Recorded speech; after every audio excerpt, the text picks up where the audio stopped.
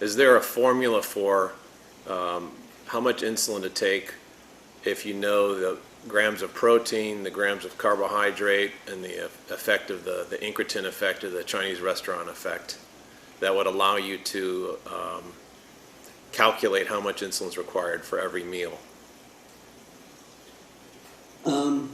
This reflects on an error that many people make.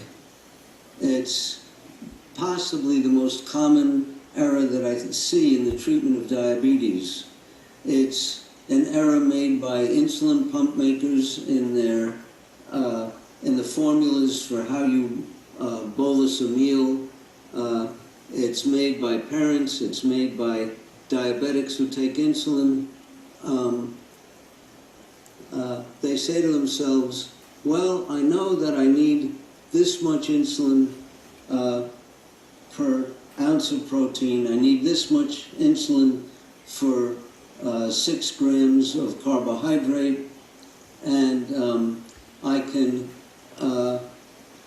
by trial and error, try to find out how much insulin I need for the Chinese restaurant effect.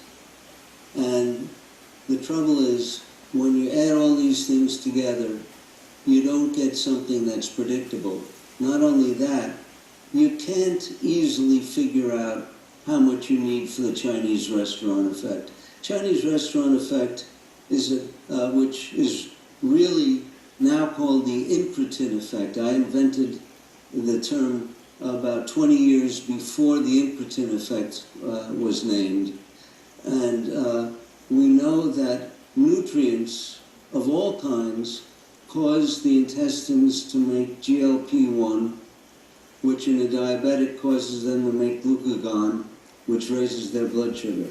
So, a little bit of fat, a little bit of carbohydrate, a little bit of protein, and mere distension of the intestines will all cause GLP-1 production by the intestines, will all raise blood sugar, and we don't know how much.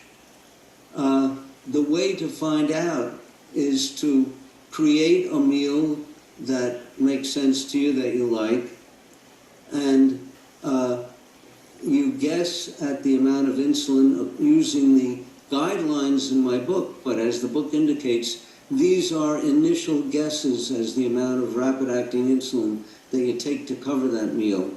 And finally, if you do that same meal several times, you'll get to a dose of insulin that works. And then you have to get the timing to work. So you adjust the timing, how long before the meal, before you get that, that to work. And finally, you now have a meal and a dose of insulin, usually regular insulin, not a super rapid-acting insulin. And that pair is reproducible. But if you're going to then have a totally different meal and think you're going to work with numbers and add them up again and get an answer, you're not. You're going to have to go through the trial and error all over again.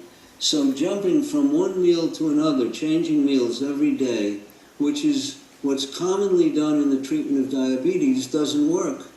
And that's one of the reasons why people are on these roller coaster blood sugars.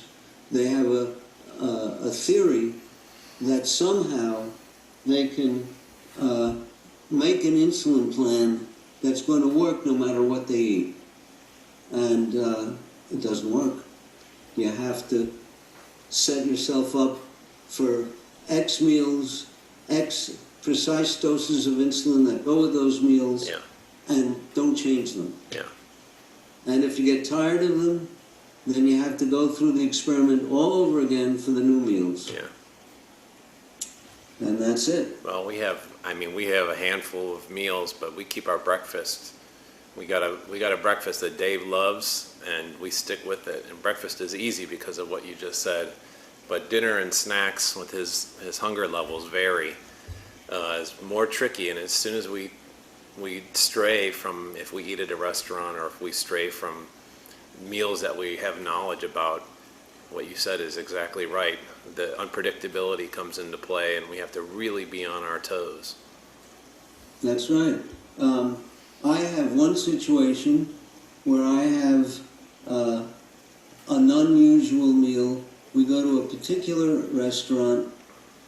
I'll eat no carbohydrate at all, no salad even, and I'll have a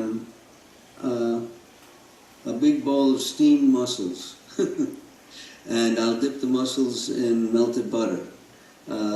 And I have, by trial and error, worked out how much insulin I take for that, and I'm able to take it shortly before I start eating, and it works out. If they delay it, well, I usually actually wait until I see the waiter coming in, and then I eat very slowly, and it's all protein and fat, so I can get away with taking the shot almost immediately before the meal. So that's how I get around, by one meal exception. It's the game plan isn't easy, but the payoff is horrendous. I'm 81 years old, and I'm in better shape than anyone I know 10 years younger than myself, who's not diabetic.